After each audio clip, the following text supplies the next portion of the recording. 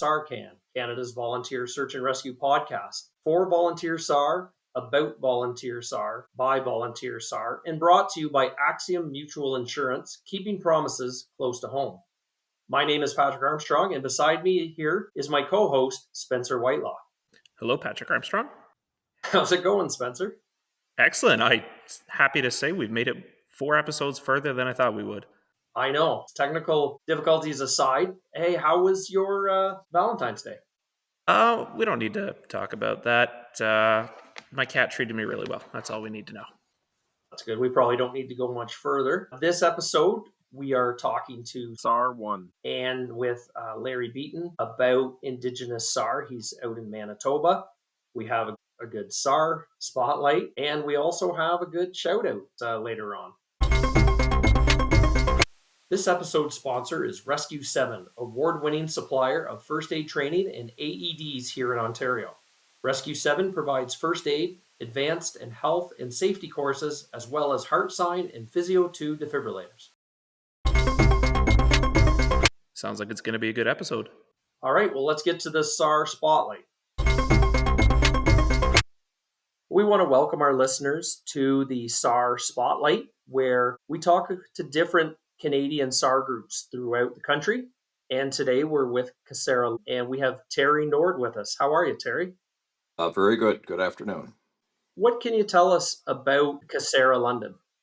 CSARA London is one of a member organization from out of 9 zones in Ontario. So CSARA stands for Civil Air Search and Rescue Association. We're across Canada group, about 1,800 members in all provinces in all 3 territories. Coming back to London, out of the 9 zones in Ontario, London covers off the southwestern portion. We have zones in Niagara, St. Catharines, Ottawa, Edenvale, Barrie, North Bay, New Liskeard, Sudbury, Sault Ste. Marie, and Thunder Bay. They, in total in Ontario, about 275 members, access to 28 aircraft. So primary focus is search and rescue, primarily from the air. We're tasked by the RCAF through the Joint Rescue Coordination Center, and we're also flying the RPAS now through most of our zones in Ontario. Oh, wow. And RPAS would be a drone for those that aren't familiar with it. Yes, yeah, we've got drones now. I think we've got one more zone to get up and running. London has a drone as well as 2 aircraft actually, a single engine Cessna and a twin engine Piper. Wow. And how did you get involved? What's your title and what's your history with CSARA? I am the Director of Operations for Ontario. I am actually a member of the Niagara organization, but work very closely with London, both on joint exercises, particularly on the lakes, both Lake Erie, Lake Ontario, for overwater search. Excellent. Is there anything else you'd like our listeners to know about CSARA? We're an organization, all volunteer. The primary focus, as I said, is air, although we do ground search for ELTs and personal locator beacons. Our training is funded by the RCAF, but we have the RCAF, Department of National Defense, does not fund such things as our building or our operations center or any of the dedicated vans and vehicles that we use for search. So we're big time into fundraising, which is a difficult thing, but we're very active in that regard. Well, that's excellent. I know that we have a good history with CSARA. We've done 2 winter survivals, and we're preparing for our 3rd winter survival up here with CSARA London, and hopefully bring in people from around Ontario again. So, Terry, on behalf of SARCan, we want to thank you for coming on and talking to us about CSARA. Thank you, Patrick. I look forward to working with you. Today, we have 2 extremely experienced search and rescue guests, retired police officer and founder of SAR1, Jamie Sterling, and retired police officer and SAR manager, Larry Beaton. Thank you both for coming and joining us today, sirs. Thank you. Thank you for having us. It's always a pleasure to talk to the SAR community. Well, Jamie, we'll start with you. We've known each other a long time. I appreciate you still talk to me, which I not as many people do the older I get, but can you tell us a little bit about yourself? Yeah, I was very fortunate. I was with the Ontario Provincial Police for 31 years, and 28 years of that I spent in search and rescue. And I spent a lot of time in training. In the last 7 years of my career in the OPP, I was the provincial SAR coordinator, so responsible for 1 million square kilometers, 40% of Canada's population, managing, overseeing the training, the procurement of equipment, and the operations for 350 to 450 searches a year. Then I retired in 2017 in January. Uh, on my 52nd birthday and formed a company called SAR1. It's carried on with my passion of training in search and rescue and looking after public safety, whether it's police agencies, volunteer departments, or communities that just want to enhance their SAR capabilities. Awesome. And Larry, can you please tell our listeners a little bit about yourself? All right.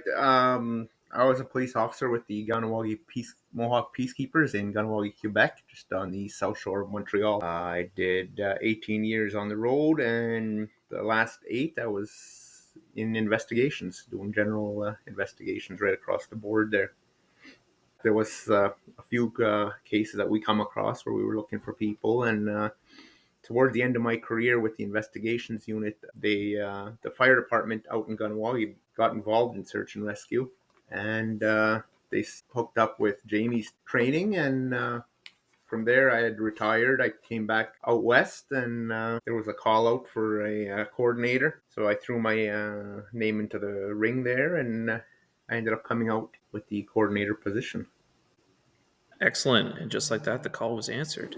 Thank you so much. Jamie, tell us a little bit about SAR1 and what training or coursing does it offer to professional and volunteer search and rescue members? Yeah, we're a group of about 15 individuals that have a passion for SAR, that have been SAR professionals or SAR volunteers.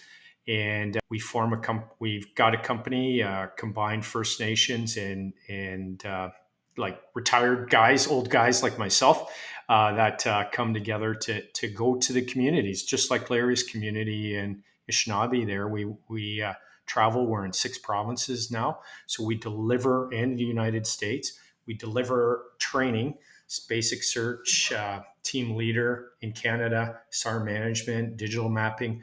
We bring all the experience that we've garnered in our professional SAR world and bring it to like Larry's community and a different spot. 28 communities actually across the Canada is what we've been in. And so we bring that experience to you, and hopefully your team will be successful in the operations, and then that's what we strive for. We teach to that national SAR curriculum here in Canada.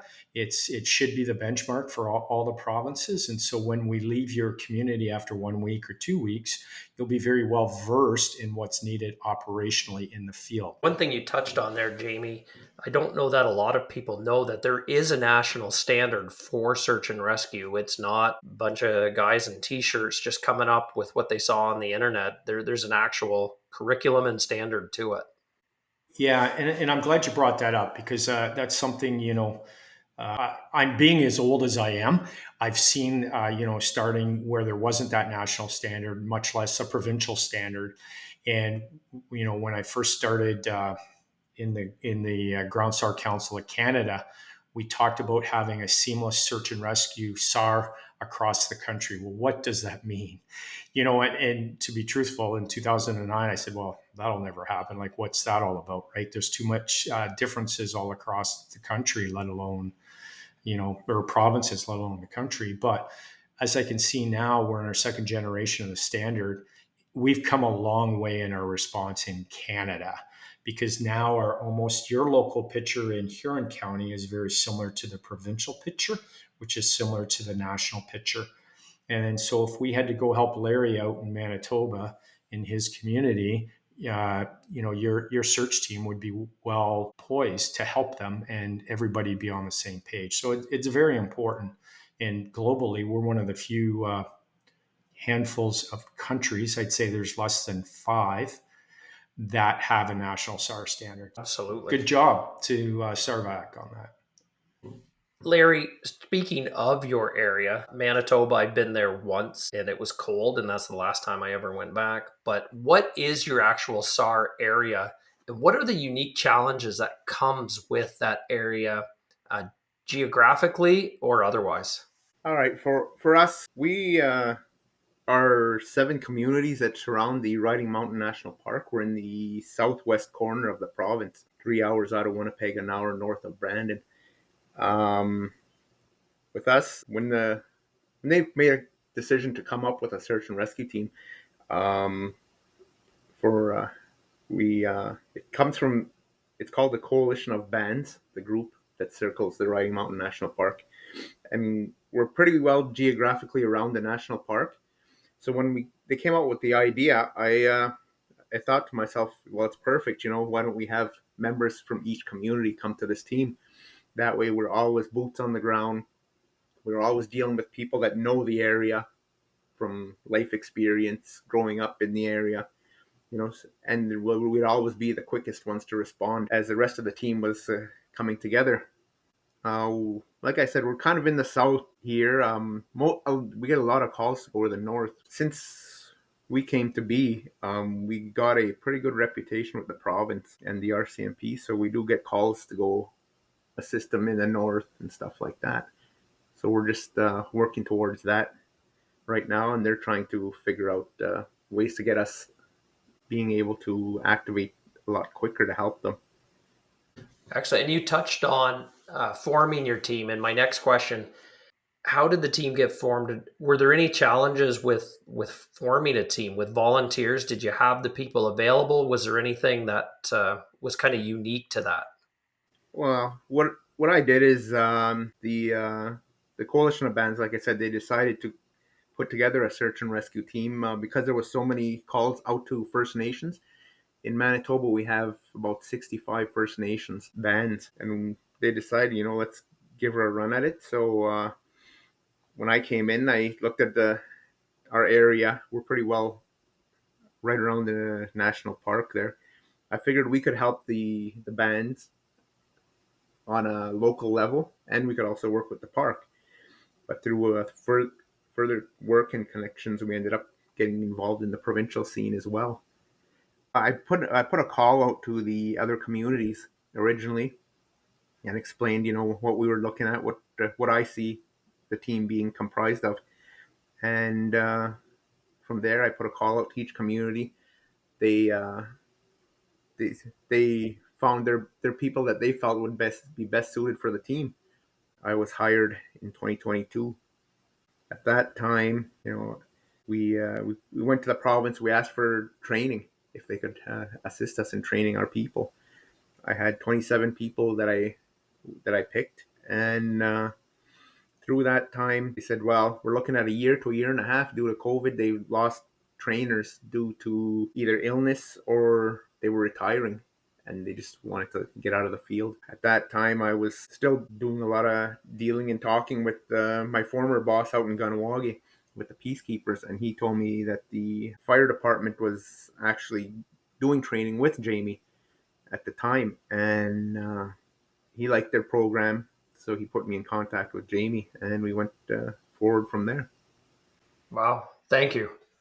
Now, Jamie, with working in both rural and large urban areas, what are some of the differences that you see and how those teams function, how training is administered, and what are maybe some similarities that overlap between those two vastly different areas of search? They're, believe it or not, they're uniquely the same.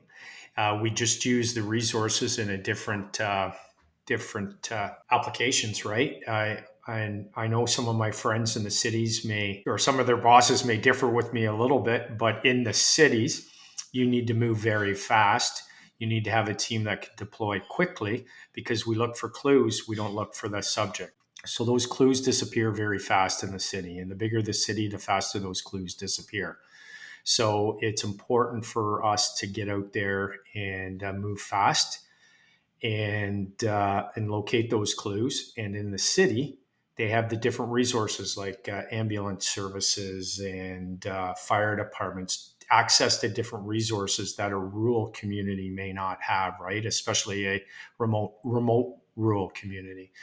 So although they've got the advantages of lots of services, they got the disadvantage of contamination, and that makes it a lot harder for them to find the path of that lost person, right? They got to be tech savvy. They got to be talking to everybody and getting as much information, as much data out of that search area as they can.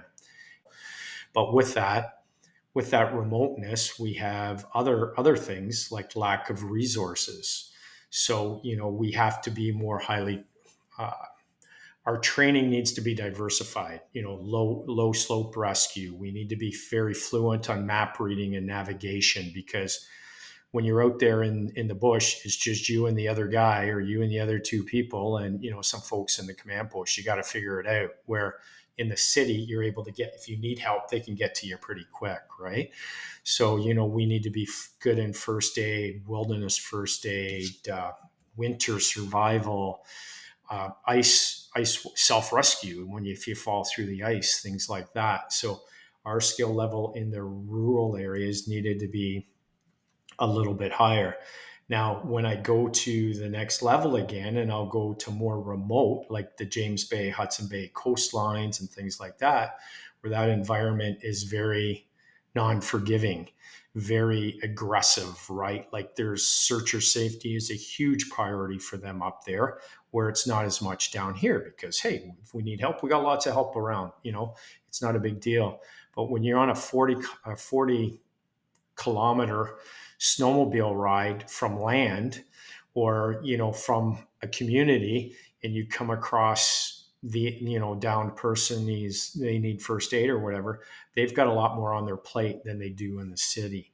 So the searcher safety really comes into play there, where it's always important, but it's amplified in that remote environment. So the system that we have in place in Canada, if it's used correctly, it'll be fluid a little bit from province to province, depending on resource deployment and how that works. But it should be pretty effective, right? So I think that's something that helps us out. The rural areas, if we have that kind of track record, that's pretty awesome. And it's the men and women, kudos to them, but it's just as much the policy and the training and the equipment, I think, is a huge factor. So we exceeded a lot in the country. It was a lot easier to find somebody out in the rural areas than it is in an urban area, where literally you've got thousands of people walking down the street every hour, right, in Toronto. So it makes it above level and below sub-certain street as well. So it makes it challenging. You had me out of urban SAR when you said that you had to be friendly and tech savvy. Neither one are traits of mine, so. Yeah, well, in the friendly, and I say that in jest there, sort of, but we as searchers got to remember it's serious what we're doing, absolutely. But we got to be friendly, because we never know what information that person I'm talking to might give us. And unless we're asked, hey, have you seen John, or have you seen somebody in a red jacket, or, if we don't ask those questions, we won't get those answers. If we just march by and we're on a mission, we don't have time to talk. Well, you're going to lose information, right? And we know, about 10 per neighborhood canvassing is very important, right? That will give us clues. So, absolutely. Yeah. Larry, tell us some of the specialties, skill sets, and experiences in your team. Well, with us, like I explained, being a team comprised of 7 communities, we have guys that know the area where they live. They know that area of the Riding Mountain National Park. As hunters, trappers, fishermen. We have people on our team that have come from all walks of life. We have social workers, we have everything. We have general laborers, guys that can whip up some kind of shelter within a few minutes. We have guys that live out on the land, that know the area, that grew up out on the land. And a lot of because our communities are all located out of the city, it's all rural.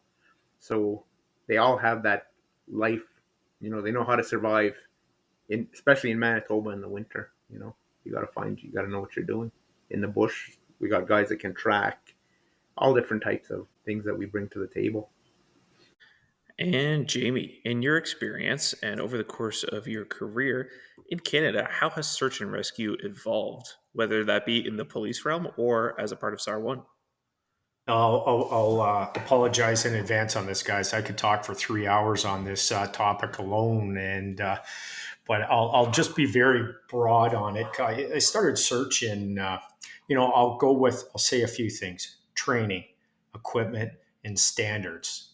Okay, they have changed in the SAR industry. I started in the mid '80s, and those that adopt the change and share their experiences will have greater success. Okay, operational success. Those who don't, they'll flounder a little bit and they'll find their own way.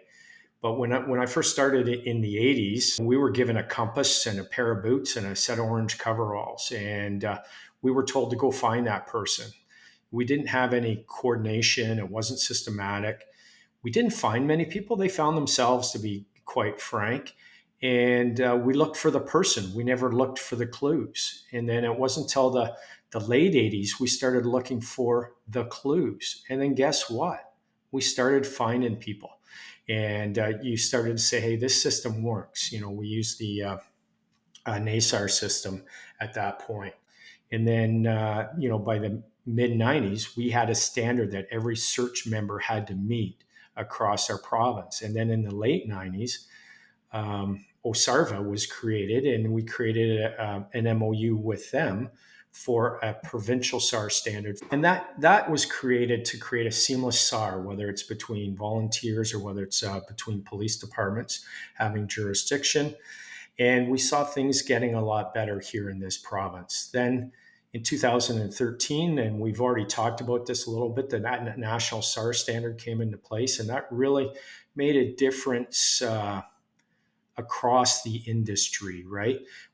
So, that's the standards, and that truly now in Canada, we're well respected globally because of that standard. Now, the equipment, I said has changed. Nothing wrong with the old map and compass and land navigation skills. If you had a paper map, you were writing down how many paces or tallies to get to a certain spot in a compass, and that's what you use. So you had to be squared away with your land nav. Then we got technology. Old Trimble Scout GPS's first, of its first generation. We were always early adopters of technology in the OPP, but the tech wasn't great, and our knowledge of the tech wasn't very good. We couldn't use it, or we were in foliage and stuff. I'd say in the 2000s, early 2000s, when we brought in mapping technology and new GPS technology, Garmin came into town. We were able to combine the both together. And technology now should be making it easier for your search. It should allow you to search. Okay, if you're getting what I'm saying there, we should put it in our pocket, use our eyes, use our ears, use our nose, and do all those search skills we should be doing out there looking for the clues. And so that's changed, and it's enhanced things for the best documentation as well. So with that, I think, we've had a real game changer in the last decade, at least, with search and rescue for those who adopt it. Now, I want to, be clear here, or I want to bring it into what I'm seeing of late, is that we're relying, today's modern searcher that doesn't have gray hair, that knows how to use all of their phone and all of the parts of it, they're relying too much on technology. They're not looking at the basics of how to search and be out there listening and looking and doing all that good stuff. They're worried about lines on the map, lines on their phone. So they don't know what those numbers mean on a grid reference point or what format that is. And at times, it's searcher safety and lost person safety as well, right? So it's a dangerous world we're in. So I hope we don't let it go too far again to hinder us. I'm getting all excited here talking about technology. We got to keep technology and the basics in balance. We've got to have that. They got to be trusted and proven tech, not new, trusted and proven. And I think with that, we can greatly enhance our ability to find people. I made a career of finding people with data, like data streams from all over. And I think we don't want to lose sight of the success that will have. And so that's something, in my policing world that I've seen, but also in my post-career as a trainer now with SAR1. You bring up some really good points, Jamie. First of all, the searching for the clues, not the person. That's something that we hammer in training and still run into that. And with the technology, it's funny you bring that up, because when we were interviewing Gary last month on the Marine side, same thing. He says he's got the same issue. All this technology in the vessel, and people are glued to the screens, not looking out the window, and that's where the person is. That technology is not going to find those clues. It's the Mark 1 eyeball. And yes, I remember in 92 in basic training, all map and compass and everything like that. But you bring up some good points that I know, Spencer, we work on in our own training to get to the basics, and using those tools they're there to assist you, not run the search just because they're tech. Absolutely. You totally stole what I was going to say there about thinking back to episode 1 with Gary. You got all these great tools and instruments right in front of you, but don't forget to look out the window every now and then, because that's where your subject's going to be. And Jamie, I love the way that you articulated it, in that the search and rescue tools should help you do just that, and that's search. They're not going to be found on the screen of your GPS they may be found on the screen of your RPass, but that's not going to get you to them. So at the end of the day, using your eyes and feet and getting to them, is your tools have to let you do that. And as a millennial searcher myself, who's only been a part of this realm for 6 years, that really resonates with me as well, because I love my tech, I love my gear, but at the end of the day, you got to get down to the meat and potatoes of a search. Yep, and the biggest thing too, I'm sorry, Larry, we're talking too much here, but is to interpret the data. What does it mean?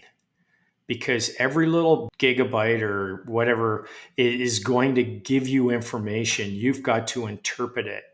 And if you're not able to interpret it, then you better get somebody who can, because those answers are inside, whether it's just a GPS data, searcher data, what they're wearing and clothing and all that good stuff, physical abilities, or information streaming in from your phones, from weather, all sorts of lifesaver. You've got it in Perth County, or it's in Canada quite a bit. What's that ping, that digital voice that's coming to us once every second, basically, right? How do we interpret that? And that's what makes us successful. The clues are there. You just got to find it. So that's why we need searchers like Larry's group. We need Canine. We need RPass or aviation services. We need a marine unit. All that team comes together, and they bring different methods to interpret clues to find that lost person as quickly as possible in the best possible condition. For my guys, whenever we go out on a search, I always remind them, we go back to the old ways of finding somebody, through the tracking. You're looking for a footprint, you're looking for a stick that's turned over. I get their mindset out of that technology to where they're paying attention to the environment around them, 360, front, back, in case you're traveling the same direction as the person or going the opposite. You got to be aware. That Larry's example is very, it's overlooked and it's very relevant. Tracking is something we've done as humans for hundreds of years, since the start of time. It was to get food or look for people. We just use it for search and rescue. So that's a type of clue that those trackers are able to interpret that maybe me or Patrick, who's not trained in that, we can't interpret that clue, right? We don't see the time, is he healthy? Is he walking okay? All that extra data. So it's very cool to integrate the old with the new. I've trained under a little bit of tracking, taking a couple courses from Fernando Moreira from Professional Tracking Services. And I can't stress enough that if you're new to search and rescue, or if you're experienced in search and rescue, taking a tracking course will change the way that you search. If you haven't been down on your hands and knees lifting up leaves with tweezers to try and find a clue, certainly when you're dialed into your GPS, you're going to be missing some of the most obvious clues that appear on a micro scale. So if you could take a tracking course, a visual tracking course, it will absolutely increase your attention to detail tenfold. I can't recommend it enough.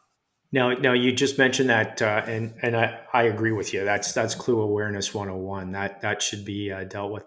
I was in the Navajo Nation this past June, and their man trackers were going at a pace like a canine would here. Larry, how do you see the future for First Nations SAR specifically? How do you see that evolving? Well, for us, I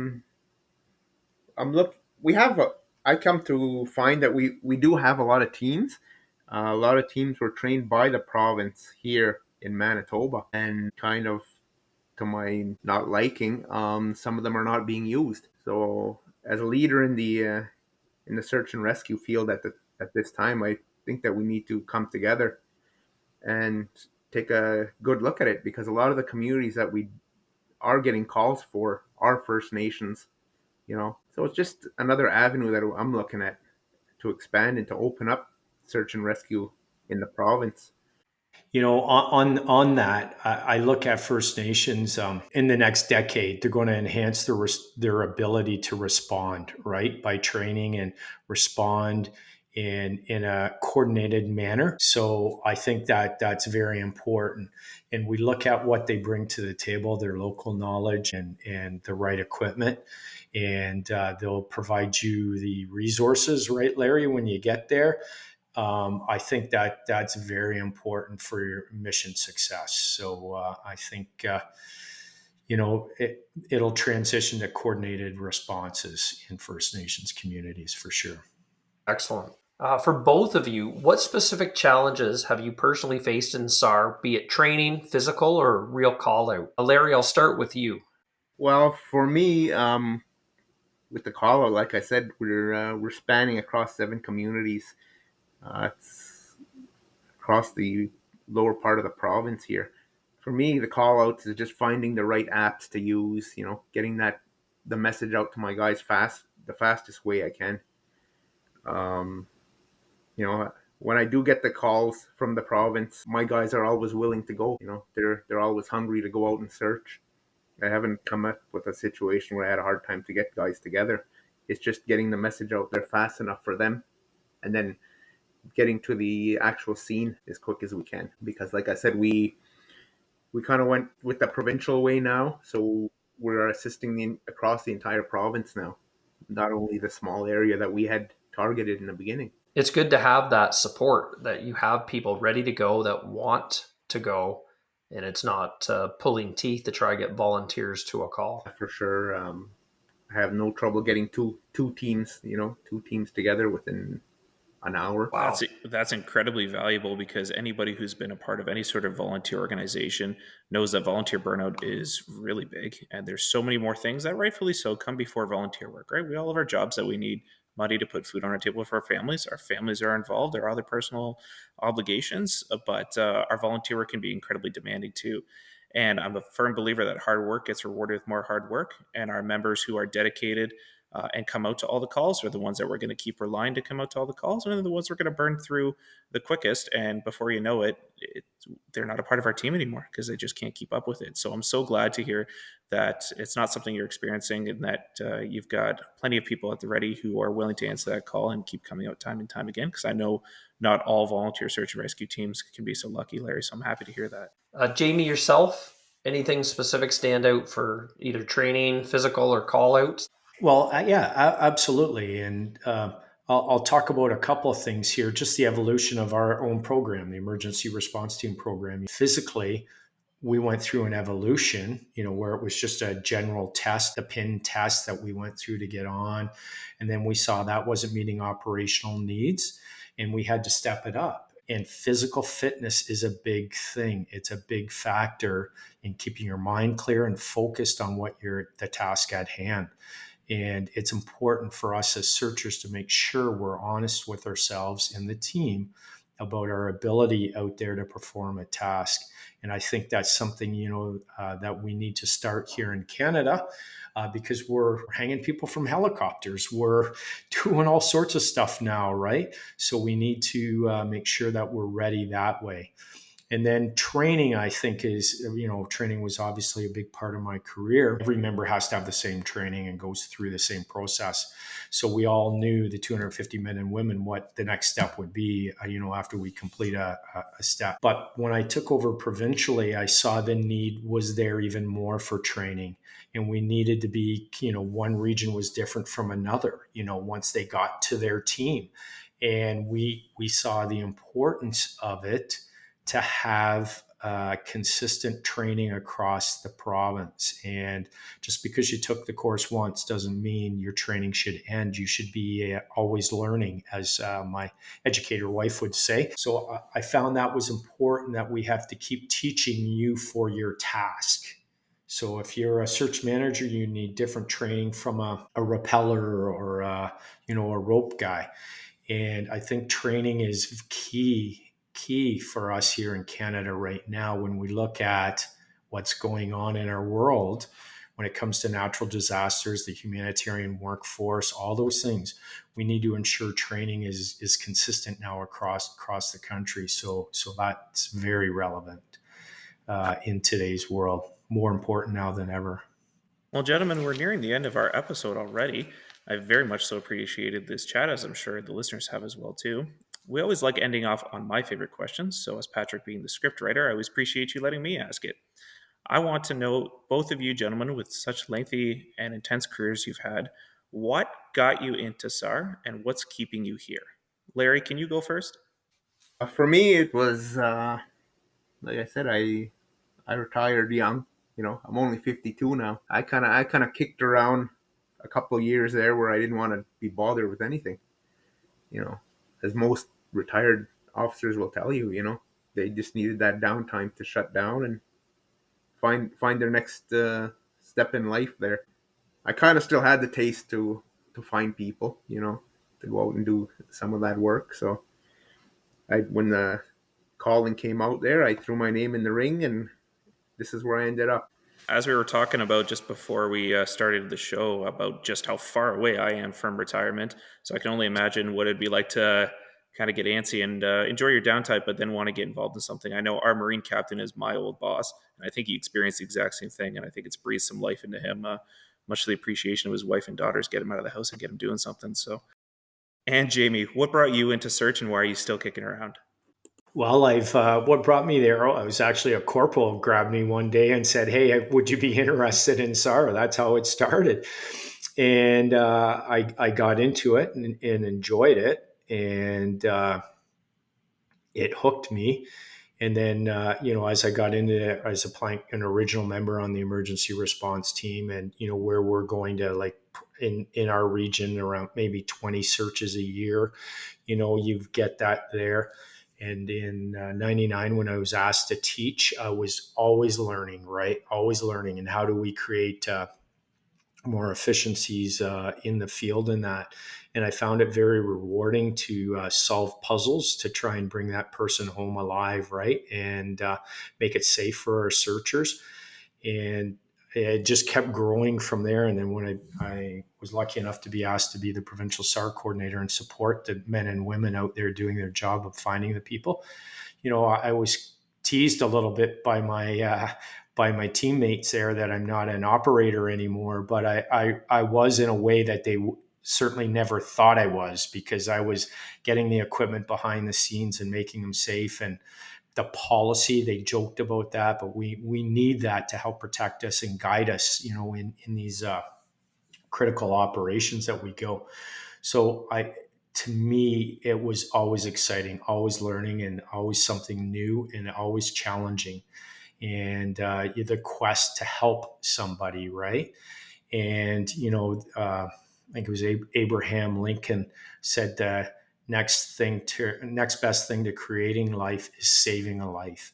And at the very core, us human beings, that's what we should all be about, trying to help our fellow humans out, no matter where they live or how they got in that situation. So for me, that's why I've stuck with it. And I haven't stuck with it. I enjoy it. And that's something that's, much to my wife's dismay there, I'll probably be doing this for a little while longer. So. Excellent. Well, gentlemen, thank you so much for the chat, the stories, the wisdom, and the knowledge. We appreciate you sharing that with us and with your listeners. One more time, Jamie Sterling, the founder of SAR1, and Larry Beaton. Thank you both, gentlemen, for coming and joining us today. Thank you. Before we go, I want to highlight these are the people in your neighborhood, a section where we mention a volunteer from across Canada. We'd like to highlight Jim McAllister from the British Columbia Search and Rescue Association, a SAR volunteer, SAR specialist with the BC provincial government, and held the number 2 position in Emergency Management BC, as well as co-chair of the National GSAR Council of Canada. And the list just goes on, Spencer. However, you'd be happy to note Jim's responsible for the development and implementation of Adventure Smart in BC. Spencer, what was that? A upper fist? That was not an upper fist. That was a fist pump out of excitement. Let's get that clear. There's the generational. In fact, there's so much about Jim, I think that we do need to add him to our upcoming Adventure Smart episode later in the spring. So Jim, thank you for all that you do. Thank you for listening to SARCan, Canada's Volunteer Search and Rescue podcast. Brought to you by Axiom Mutual Insurance, keeping promises close to home. SARCan is pre-recorded and produced by Huron and Area Search and Rescue and edited by Bad Puppy Productions. SARCan is driven by your suggestions and comments, so please, if you have an idea for a topic, want to highlight your SAR unit, or give a shout out to a member of your team, contact us at sarcan@hazar.ca. SARCan, for Volunteer SAR, about Volunteer SAR, by Volunteer SAR. And on behalf of Spencer and I, we'd like to thank you for listening and thank all of the SAR volunteers out there for all that you do for your communities. Be safe. I was thinking, Spencer, for a closing off, we could just say, it's closing time. You don't have to go home, but you can't stay here. Something SAR related, because they're not anywhere. Like, they don't have to go anywhere. It's just like you don't have to, I don't know, take off your headphones, but you can't keep listening to us or something like that.